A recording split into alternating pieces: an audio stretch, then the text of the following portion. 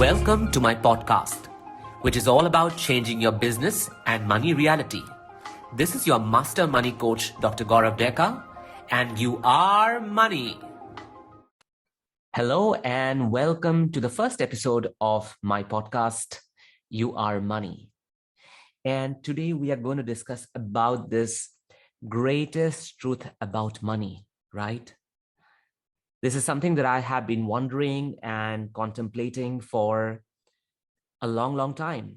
Since the time I began my work as a coach, and I have been educating, training people on what money means to them, what money doesn't mean to them, how do they perceive money, how do they become this portal of having money in their life, what are the kind of blocks they face in generating or manifesting the money that they would like to have in their life, right? And there's one basic fundamental truth that we all have to understand about money in our life is we don't have a transactional relationship with money. Rather, we have an emotional relationship with money. Our relationship with money is extremely emotional, right?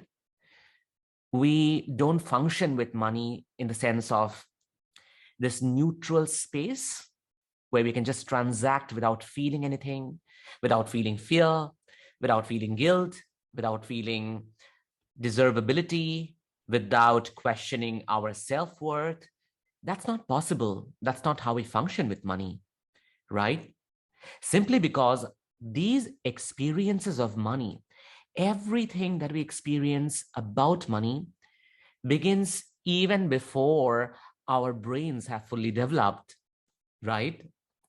When we are growing, at the age of 3 or the age of 5, our brains are still not fully developed. The frontal part of our brain, which we basically call the neocortex, is still developing, right? Which means that our subconscious and the lower part of our brain is completely open to everything that is going on around money, right?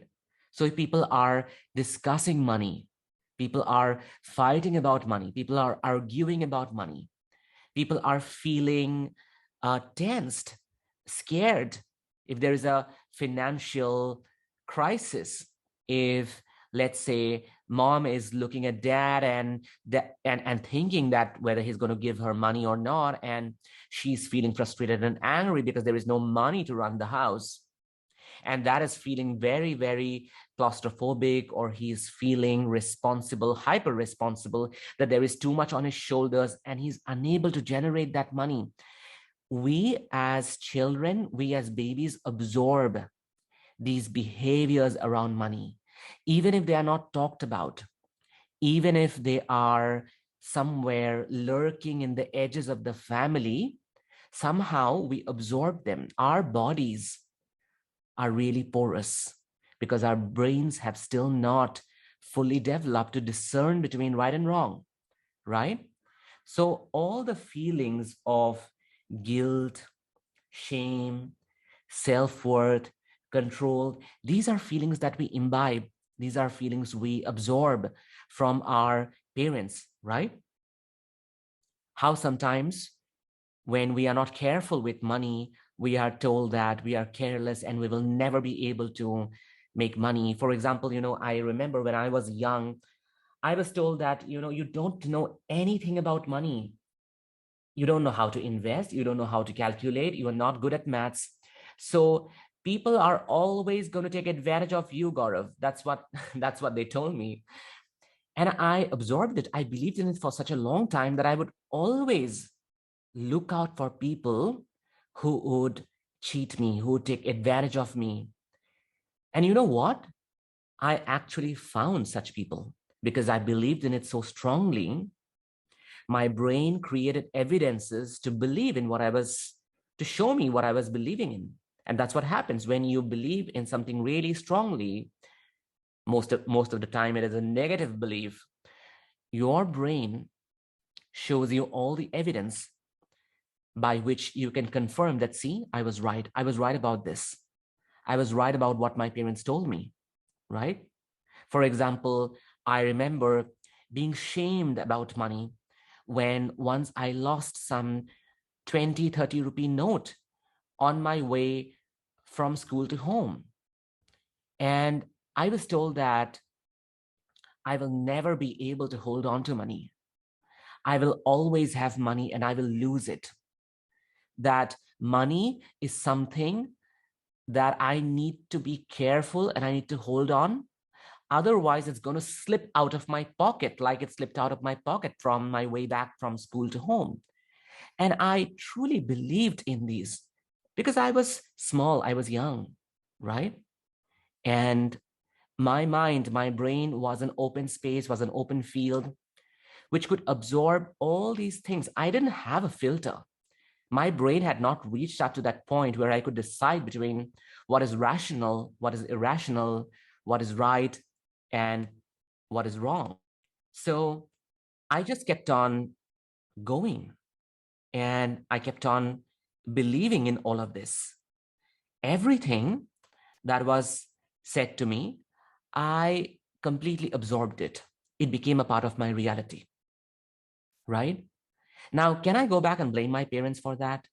Can I can I blame my, elder ones, my relatives, my grandfather, my mom and my dad and everyone? Can I actually go back and blame them? I can, right?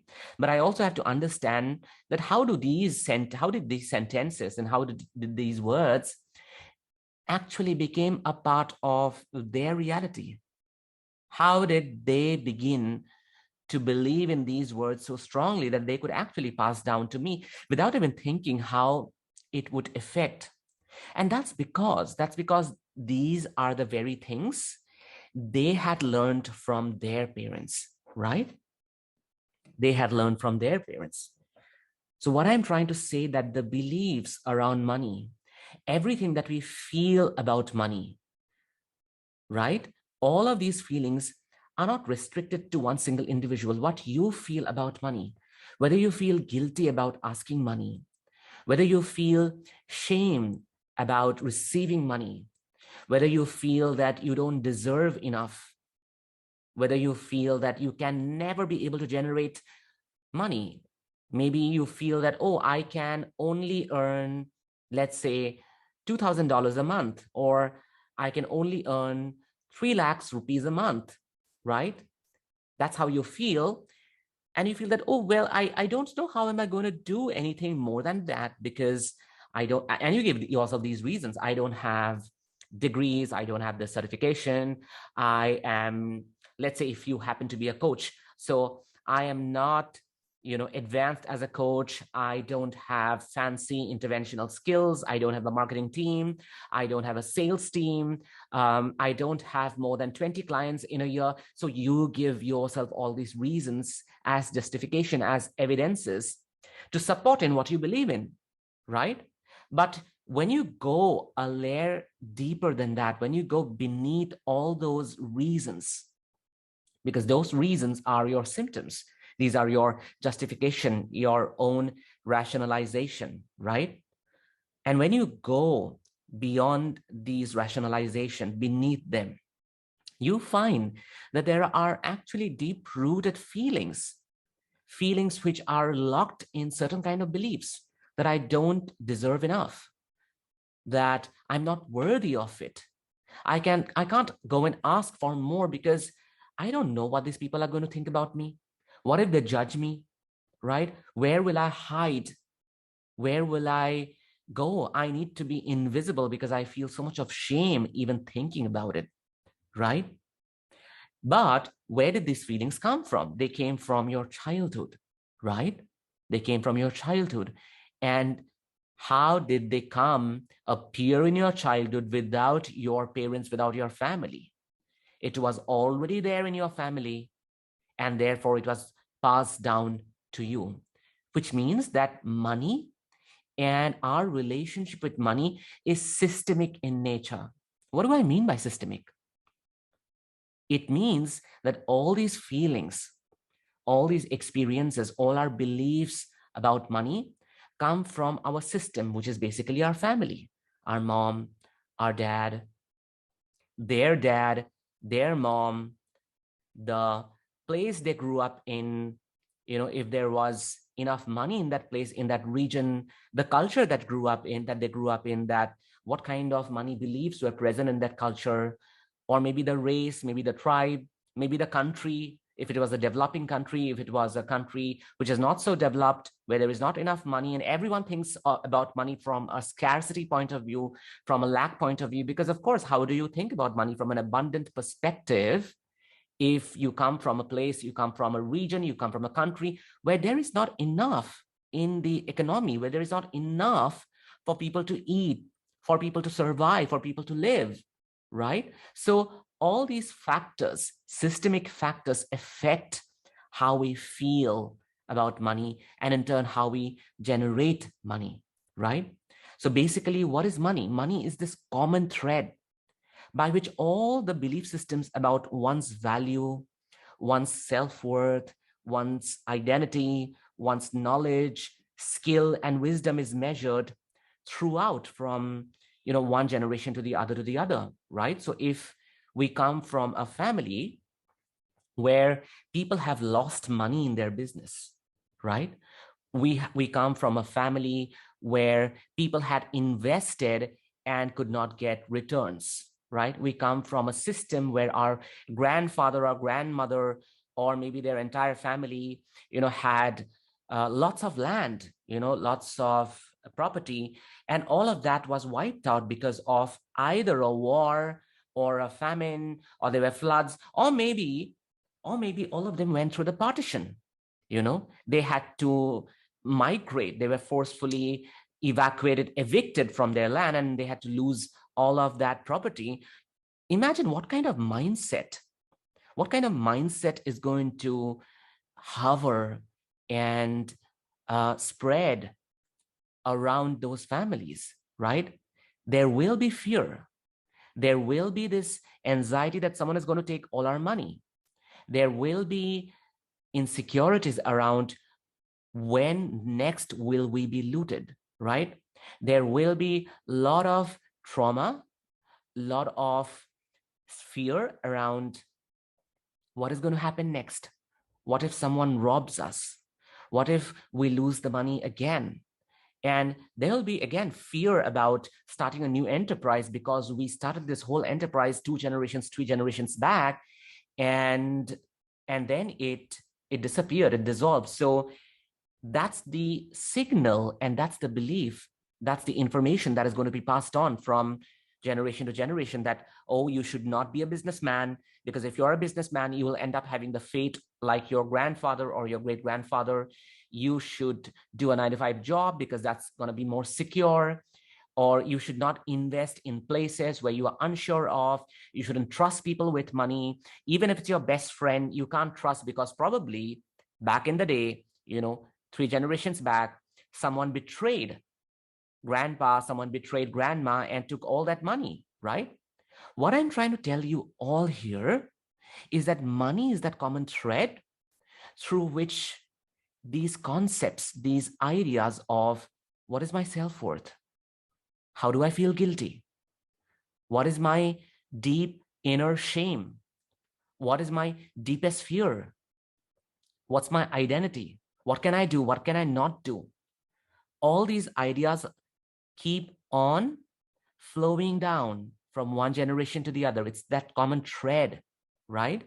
And that tells us that all these beliefs that we have about money are systemic in nature. They come from the system that we belong to, right? And therefore, money actually doesn't exist. What exists are these emotions that we tie to money, these emotions that we tie to value, right? We tie fear to value, we tie shame to value, we tie guilt to value, we tie deservability, we tie identity, we tie self-worth to all of these value, and money takes the form of that value, right? So, I keep getting many clients who show up in my space, even in my students. I run this amazing program called ATEPS, Abundance Tapping Expansion Practice Series. And I have various kinds of people showing up in that program, people who basically would want to have money in their life, invite money in their life. And most of the people who appear in my space in the program are coaches. They are therapists, they are healers, but they still have these money blocks, and they don't know why. Despite having their skills, despite doing fabulous work, despite having a client base, they are still not able to make money. And that tells us that everyone's money issue, right? Everyone's truth about money is so deeply embedded in their history, in their childhood, and of course, in their system, which is basically their family, right? So without actually going there, without digging deeper, without seeing what did the system go through, what did the family go through to have those kind of limiting beliefs embedded in our subconscious, embedded in our unconscious, without going there, it's very difficult to actually manifest the money that one desires, right? Because when we hold all these beliefs about money, that I don't deserve, I feel ashamed to ask money from my clients. I feel ashamed when I think about putting up my posts, putting up my products, putting up my services on social media, on my website, and I feel shame. I keep thinking about how am I going to be judged? What are people out there thinking about me, right? And therefore, that becomes like this, tough armor that I wear, as a result of which all that money out in the world is unable to reach to me because I somehow stop it. I somehow, push it aside. I somehow shove it away because the moment it appears in my reality, I go into agitation. I go into so much of anxiety, right? And this is exactly what happens to so many of my clients, so many of my participants in my money coaching program, where I basically dismantle all their beliefs that they carry from their childhood, from their family system. And oftentimes I have these different sentences, different beliefs that show up, they speak about them. One of them, very common, is I don't deserve to make so much money. My skills aren't worthy of this much, right? So there's the simple sentence, I don't deserve to make so much of money. My skills aren't worthy of this much. And I often ask them that, do you know where did you learn this? Did you know, or do you know where did you learn to equate the quality of your skills with the money that you make or the money that you ask, right? What if your skills were invaluable? What if I could not ever put a number to your skills, right? How much money would you ask them, right? Because someone may have taught you to link these two. No one in the world comes with this template, comes with this written in stone kind of stuff, wherein you say that, no, your skill is directly proportional to the money that you can charge or the money you make. Where do we learn these things? We learn about these things in institutions, in schools, right? If you are not a doctor, you can't make, let's say, a certain amount of money. If you want to make, let's say, 2 lakh per month as a salary, then you will have to be a software engineer, and then maybe around 36 or 35, you will be able to make that kind of money. Who gives you those kind of whose voices are those, basically? Who gives you all those kinds of concepts? It's the institutions. It's the people around us. It's the people who have experienced money only in that way. They do not have another experience of making that kind of money. The only experience they know is the experience that they were told in institutions, in schools, in colleges, by the society, by the structures of the economy back then, right? And so many people show up in my space saying that, I feel this is such an unequal world. There are so many poor people. How can I make so much more money? And I tell them that you need to really, really value yourself and ask for money from your clients. And these are majorly coaches, by the way. These are majorly therapists and healers who, of course, do a lot of pro bono work, which is good, right? But they also undersell themselves. And then, of course, they go into this frenzy that I don't have money. How am I going to support my daughter's education? How am I going to take care of the house? I'm a single mother or I'm a single father. All of those things. And I tell them that what stops you from asking money from the clients to whom you give such fabulous service? Your therapy, your healing is so good. Why don't you just ask money? And they tell me that, I feel so embarrassed, and at the same time, I feel that these are people, what will happen to all the poor people? And how am I going to work for all of them who have no money, but really, really need my help? And I tell them, let's see, there are two things here, right? There are two things here. One is, what can you change by having more money? If you actually end up having more money, you can train another 3 people, right? In the skill that you have, in the technique that you use, in the healing that you employ, the fabulous work that you do, you can actually end up employing and training 3 more people who can work for you, and you can have these varying scales. One can charge, at a lower price, one does at a medium price, one does at a price that is lower than yours, right? And instead, you end up creating a group of healers, a group of therapists, a group of trainers, a group of, let's say, tarot readers, and they can all help out so many different people, not just the people who come to you. Why do you end up feeling responsible for all of these people that show up in your space? Why don't you think about the contribution that you will end up making to the whole world, to everyone who cannot afford you, by actually employing people under you? Because you will end up paying them, you will end up training them, and that's what is going to happen the moment you choose to have more money. And secondly, when we believe that there are so many poor people and this is an unequal world, we actually end up propagating and inculcating this belief within us that there is only so much money out there in the world. I cannot have more. I cannot demand more because everything is limited. And the truth is, money is not limited. Money is not like a sandwich or a cake or a pizza, that if you have one piece, then you are only left with that much, right? And then you have to tread carefully, eat carefully, so that you don't finish it. Money in the world is not like that. It's infinite. And everything that you know about money is only a minuscule segment of all the money that is out there in the world.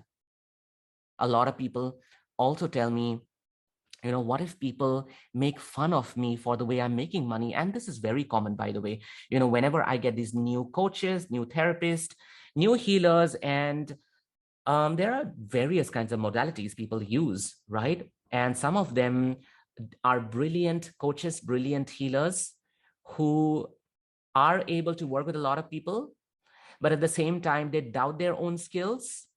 They give into the judgments and the voices of how their friends and family look at them, right? Because they are not conventional, they are not traditional, they are not in a conventional space. They are not, let's say, doctors or engineers or lawyers, right? And this is a shout out to all the people who are unconventional in how they make money, right? There will always be judgments. And those judgments are going to be there because people only know one singular linear experience of making money.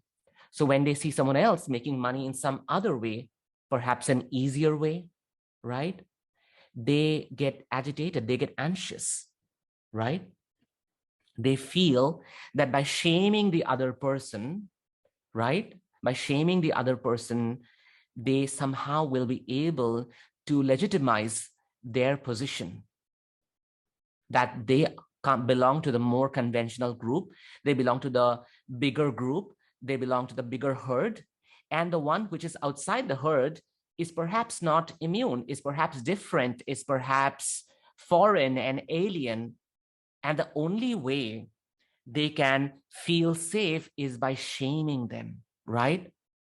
So whenever you feel that someone is shaming you for how you make money, how you show up in the world, and as a result, money shows up in your life, how you market yourself, how you talk about your work, how unique your product is, and you feel that other people might shame you, remember that that shame is basically for people to feel that they are safe while belonging to the bigger group, right? And by shaming you, they continue to feel that they are safe, right? So know that you are the outlier. Know that you are the unique one. Know that by doing this, by finding out an unconventional way of making money, a non-traditional way of making money, a unique, different way of making money, you actually contribute to the rest of the world because you show them what's possible. You show them what is beyond the concept of the box, the concept of the structure, the patriarchal system of how we are supposed to make money, right? And this requires deep inner work. And that's what I do with my students, with my clients. We do all the deep inner work, a lot of work by going back to their childhood, by questioning all these beliefs, by knowing where these thoughts come from, by intersecting all these patterns, by looking at the system and seeing where do we actually end up absorbing all these beliefs from, and how deeply they're embedded in us. What can we do to not only make peace with them, but in a way, return them, right? Return them. So I have this exercise for you. All of you, tonight, go back and write down, what about money makes you feel guilty? What about money brings you shame? What about money is an important factor of your identity, a defining factor of your identity? Write these three things: guilt, shame, identity. And then ask yourself, where did I learn this from? Whose voice is it that rings in my head when I think about this guilt, think about shame, or think about, deciding my identity with the money that I make or I don't make? And you will know that it is actually a learned behavior. It's a learned feeling. It's not original to you. It has come from somewhere in the system. And then maybe close your eyes and feel all these three emotions, all these three energies leaving you, right? Going back to wherever or whoever you may have absorbed it from. And that tells us that money actually is energy. And the biggest truth about money is we have an emotional relationship with money. Money does not exist in isolation, right? And how I define emotion often is emotion is energy in motion, right? So everything we attach money with is how money shows up in our life. If we attach money with fear, money will come with fear. If we attach money with guilt, money will come with guilt. If I attach money with feelings of insecurity and failure, money will bring insecurity and failure, right?